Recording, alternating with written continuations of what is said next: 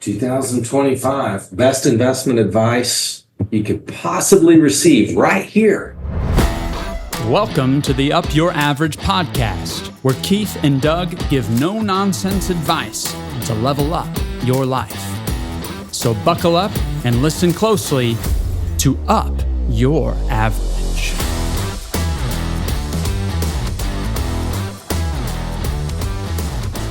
What do you think, Doug?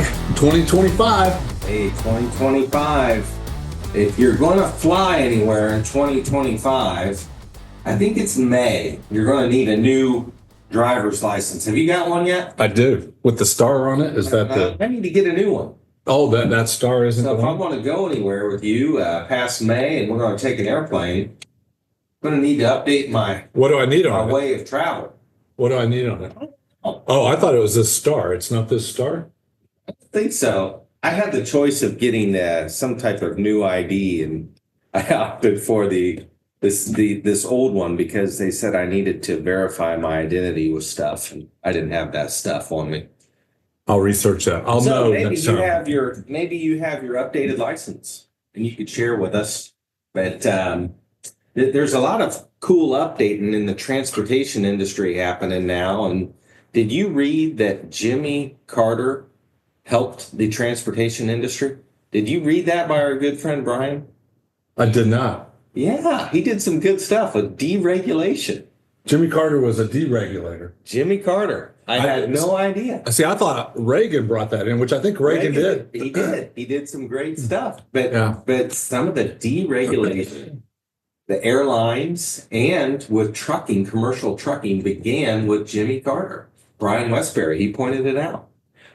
I wonder how regulations, they're like a Chinese water torture. You know, they just start building up. And I was thinking of somebody who might want to start a small business, and it's so difficult with all the things that they pile on you that hopefully we'll see that wave of deregulation again in the months and years ahead. Carter knocked out an entire department. Yeah. I mean, one guy had the courage to do it. And so high fives.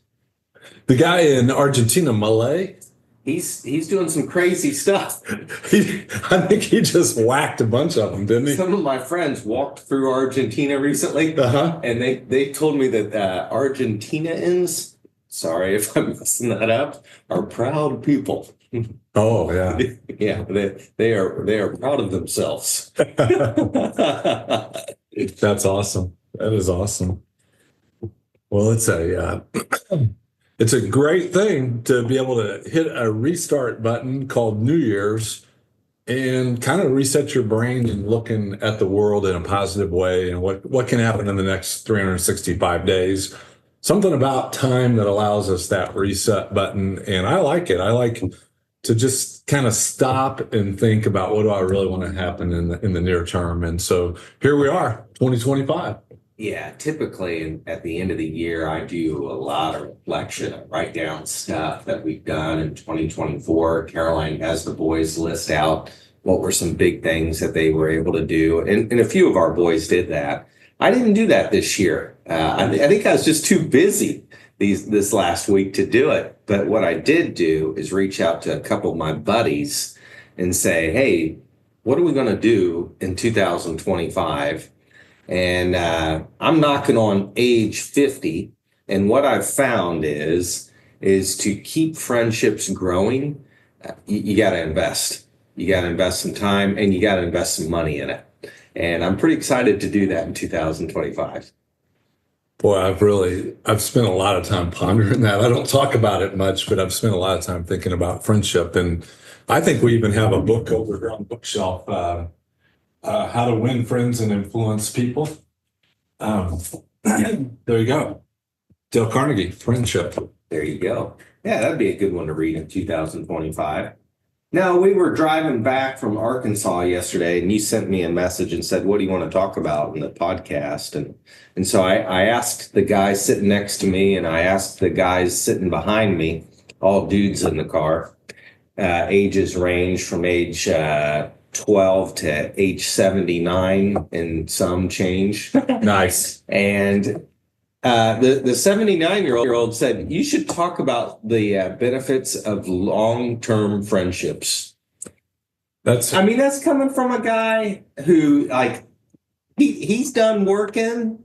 You know, he's not engaged in business or his craft or his field and or money. He said, "Hey, what's the most important thing? It's your friendships." Did you talk to him about his friendships, or what did that look like? Yeah. What like at 79, does he have a lot? Or what's that look like for him? Well, so he has one that he just really cherishes, Okay. and they go fishing. They'll go up to Canada and they'll go fishing. When health hasn't been that good, or when a spouse is going through a tough time, they just rally locally. But to have something to look forward to with a friend, I think that's the beginning. I think that's where you really launch into a great year of friendship, because it's if you have something, a place where you can go, travel, maybe a hobby you can do together, you can co-recreate on, it gives you something to talk about for the entire year because you look forward to it. And then when you do it, you have that. And then you have all the just, hey, do you remember? Or the reflection, do we want to do it again? Those types of conversations. So getting something on the books is a big deal, whether you're 79 or 50 or 12. Boy, the idea of friendship has really been polluted, I think, since social media, don't you think? Maybe even it's a foreign concept to some of the younger folks. Like, how do you win friends, right? Like, how do you have a true friendship versus somebody that just checks something on a social media app and that long-term friendship?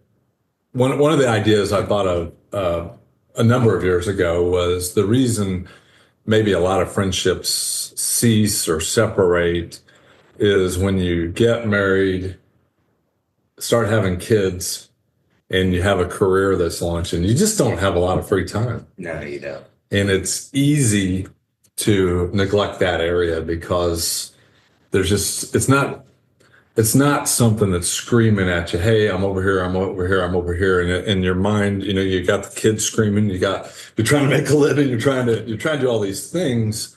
And to set your mind on those friendships takes some intentionality, I think. I think you also have to have a what's in it for them mindset. And I can think of my friends, they've definitely given a what's in it for them, me mindset, where they've chosen to meet me in different places or invite me and take me to places. And that type of mindset goes a long way, because to receive a gift from a friend is a big deal. It's hard to receive gifts for a lot of people, but to receive one from a friend, that just makes you feel great.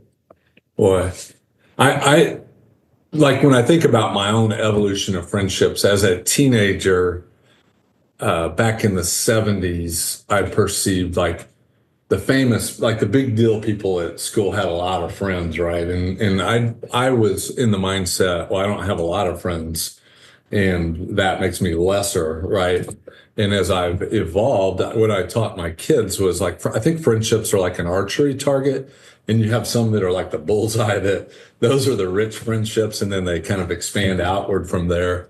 And I don't think want to ignore those archery targets in the middle, but at the same time, you can bring some of those other people in. And so it's not necessarily the quantity, it's the quality that I evolved to learn. And I've been really fortunate with that over the years. Yeah, it was fun talking with my father-in-law about his friendship that I mentioned earlier. And the thing that really struck me too was just this question, and I ask myself this sometimes, is would I be friends with so-and-so if I met them today? You mean somebody from your teenage years or teenage, college? Could we even be friends? Like, how would I even run across this person? And so those people that you did run across in your earlier years, they're the ones that I think are worth reaching out to, because you have a foundation already established. And to be friends with somebody like that person today, I don't even know where you'd find them. Right. Because they're working, they're doing all those things that you had mentioned earlier. That if you have a friend from the past, that's just a great place to start, because you've already got something there. Yeah, this topic I wrote a note to a friend last night because the topic stirred my thoughts on it. And our friendship started in 1984. And I'm not sure we talked until 1994, since 1986, or I mean, till 2024. So we hadn't talked for many years. Right. And I was just writing how refreshing it was to reconnect our friendship last year. That is so cool. Yeah. Yeah. Well, and it's interesting, talking with my father-in-law. He's looking forward to going and hanging out with his high school friend, who they don't see each other or talk much, but his high school friend just so happens to be my uncle.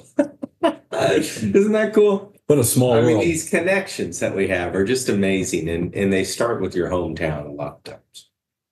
Well, I even, as I was thinking kind of about friendships, one of like you said, long-term friendships, and I said goodbye to my longest term friendship in 2023, and what that friendship evolved to, because it took, I guess the other side of it is friendships don't have to be reciprocal. Oh, no. In different seasons of life, they just can't be. Yeah, and they may like you might have a friend that's not very friendly, Yeah. and you may be the friend to them, and so as I lost this long-term friend, what happened is in that process I became friends with his dad. That's cool. Yep. And that was in 2020. Well, that all happened in probably 22 and 23. And then, the grieving with the dad in 23. And then in that friendship with the dad, I became friends with my friend's younger brother, who they buried in 24. And so I grieved with my new old friend in 2024. And then maybe 60 days later, he died. And so I grieved with his widow, who is really my friend now. And so the evolution of that friendship, but when I was thinking about that last night, I was thinking that's really been a rich friendship, a sad friend. It's been a lot, but it's taught me a lot about the importance of friendships. My guess is everyone out there has 3 days in 2025 where they can carve out and get in a plane or jump in the car or something. 3 days is a good amount of time where you can travel, hang out with somebody, and head back to your normal life. But that's something that we're putting on the books right now. Or, hey, what do 3 days look like in 2025 that I might really enjoy somebody? And it might mean enjoying what they like to do, or just bringing them along to something. It could be a sporting event. It could, Keith, you mentioned that you went down and saw the Picasso in Evansville. It might be that. It might be say, hey, meet me in Evansville. Let's look at this Picasso. Yeah. It might involve a hobby. I don't know, but it definitely involves an invitation. And the beauty of an invitation is the receiver gets to say, hey, this person's thinking of me. Well, and we don't talk about our mission statement much. I just printed it off. I just went through it with our newest employee yesterday. I just printed it off for our new employee. Yeah, we had a long conversation about it, and we talked about. Why are you meeting on Sundays? What is that's Thursday. Never mind. Yeah, that's it. So in our mission statement, which we don't ever talk to you guys about, we just execute. Don't you think that's the best way to say we don't? But in it says we will help you manage your financial, social, and spiritual capital. And social capital is those relationships, which what does this whole conversation have to do with your financial advisor? Well, it's a big deal. And like before you say millennials or Gen Xers or whatever you're thinking right now, the idea of friendships came from my 79-year-old father-in-law. Well, in our mission statement was written in 1997, so that I don't even know if they were born yet. Then were they? Before you throw that crap at us. Yeah, and so yeah, I was explaining that, and an idea I have for our new employee is that he might serve as a chief financial officer for one of our elderly clients, and it occurred to me he might be the last new friend this guy has.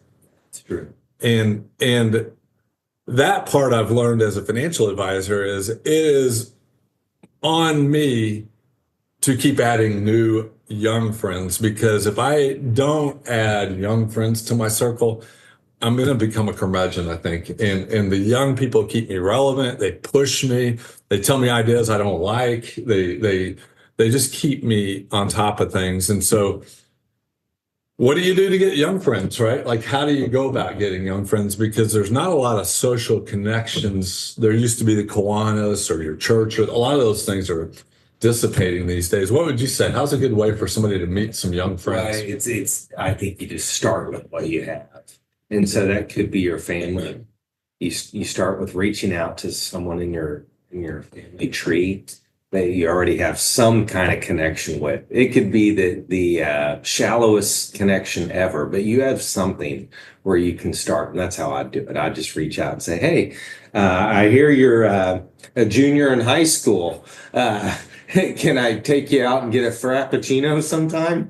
I don't know, but you start with some foundation, and you spend some time. You get ready to listen, and if you're an introvert, you have a time component to it. This is something, and if you're an extrovert, have a time component to it, because nobody wants to hang out with you all day. But if you just carve out, maybe it's 30 minutes, and you go grab that frappuccino, that'd probably be a great start. The irony for me is that my youngest daughter asked me to officiate her wedding last year.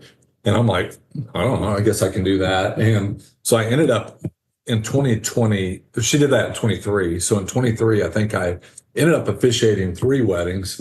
And then in 2024, it happened again without me doing anything. And in that process, I got young friends. Like, these are people that what I discovered is that these young people don't go to churches, so they don't have anybody to officiate their wedding. And my new son-in-law, he told me I could make this a retirement career, because they pay you $200 to officiate a wedding. And I told him if I could, if I did 1 million of these, I might make a living, right? Because I think every one of them I officiated, I ended up spending $500 buying them dinner and stuff like that. But that's been a real treat for me to meet younger people. But the younger people they are like dry sponges wanting your wisdom. Like, they want to know what you have to offer. And it's so encouraging to hang out with people who have all upside ahead of them.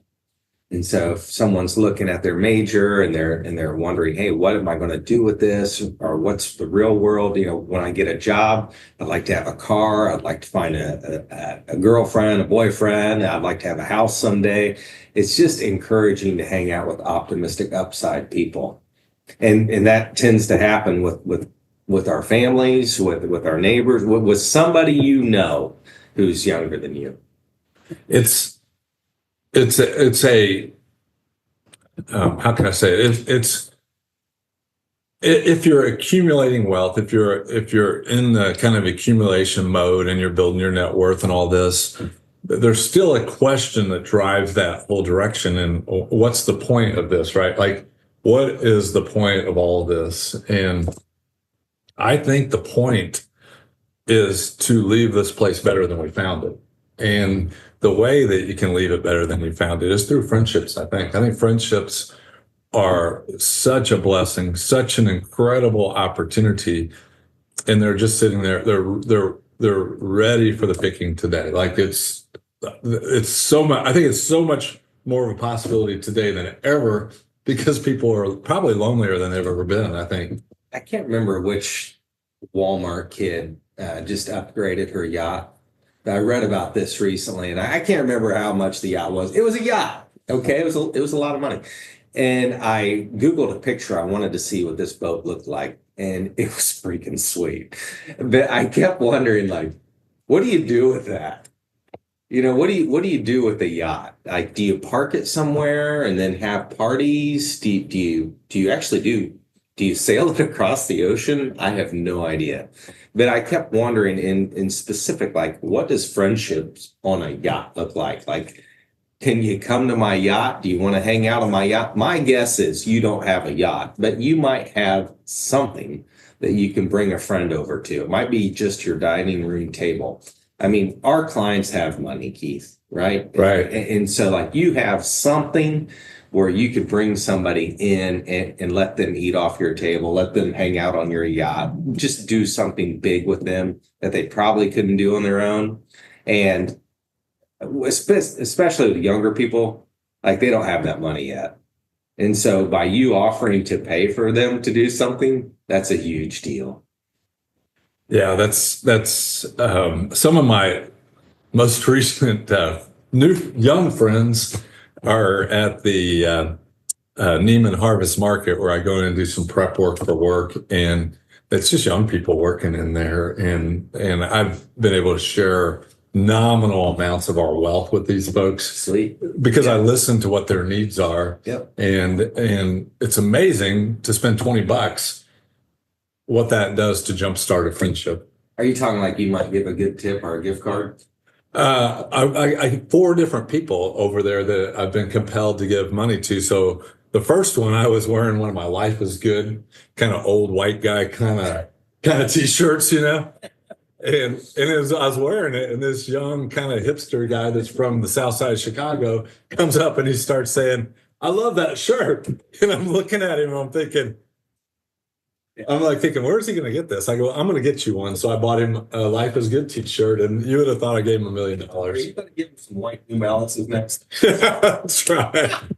So then this young lady was working the cash register one day when I was in there, and we had a conversation about the snow, and because it was the first snowy day of December, and somehow the conversation went that she loves Starbucks, and my financial advisor brain was like, "You may love it, but if you're working this cash register, you can't afford it." So I bought her a Starbucks card because if she likes it, but she can't afford it, maybe I can bridge that gap for her. And then, Man, that is just fun. yeah. And so then. So you're buying for.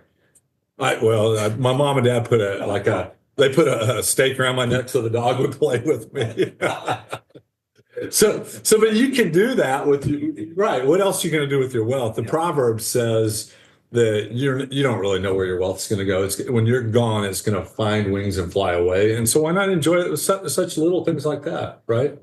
Man, that is really cool. I'm encouraged by that.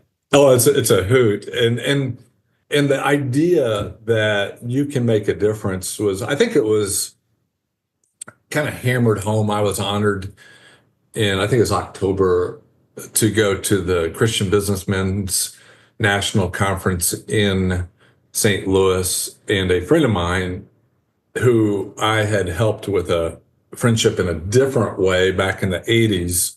The idea was, if you spend time with one man for 2 years and you help them gain wisdom, and you keep doing this for many years, that what I was presented in my late 20s, early 30s was, if you do this, maybe you spend a couple hours with somebody for a year, 2 years, so 2 hours, 50 weeks, 100 hours, 200 hours.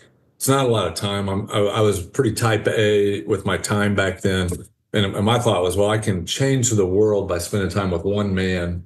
And this man ended up being on the national board, and he was speaking at the national conference, and pretty much speaking of my friendship into him, and how that had a kind of a spider web effect. And so I went back and looked at the number of men because of that I'd spent that time with over the last 30 years. And it was about 80 men. And that couple hours at a time builds an intimacy where you can walk through difficult times with people, which is really difficulty is the commonality that we all have. We're all going to suffer some way. And to have a friend that you can walk through that suffering with is a really rich experience. And so I was gifted that opportunity to look back over those 30 years and see how this man, he lives in Tampa now. And so we don't see each other much, but he asked me to actually come down to Tampa this month and talk about that with some other people. This past week, a good friend of ours, she went through a tough time. And I asked her, I said, "So do you think you're ever going to move back to so-and-so place?" And she goes, "No, not after this year. I've seen people show up in my life. I've seen my community rally around me." And this is a person who gives of herself. And she's a true friend. She doesn't expect anything in return. She's not bitter if somebody doesn't call. Right. But what she saw was a community rally around a tough time. And it was hers. Man, we've all suffered difficulty, right? Like and we can compare notes or whatever, but that's really the least common denominator of life. We are either just coming out of difficulties, getting ready to go into it, or we've seen it. And to have those friendships, and the best way maybe is when you see somebody going through a difficulty, is be that friend. Because what I discovered many years ago, particularly with death, is most people are afraid of it and they run from it. But if you'll run towards the person that's suffering because they lost somebody, you will find yourself a rich, rich friendship there. 2025, best investment advice you could possibly receive right here. Be a friend.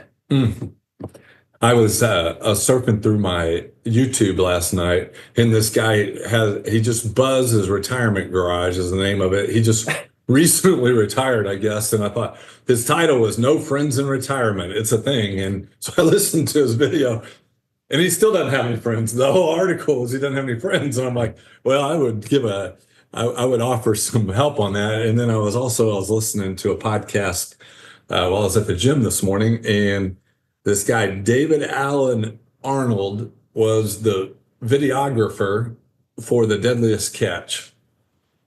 And he was describing the situation that the helicopter pilot lost his bearings and they're light on gas, and it's very desperate. So he's turning off his power on his computer and everything, so there won't be any lights in the cabin to distract the pilot. But the light on the tail of the helicopter is distracting him. Like that's the only light he can see, and they have no idea where they're at. And they're running low on gasoline. So he tells him, you got to shut that off. You got to shut it off. And he still has no idea. Like they're on the midst of this thing coming to end. And he said, call our friends on the fishing boats and tell them to all turn their lights on so we can go towards them. And he goes, that's not going to be enough. And so one of their friends on the fishing boat said, when you see all of our lights, come towards me and I'll line it up so you're between the mountains and you'll know where to go. And I thought, man, what a great thing. What friends do is they turn the light on for you in life. And I can't think of a better thing than the friends showing you light in dark times. Go get them. All right, it's your turn. Go buy somebody a Starbucks card. See you guys next time.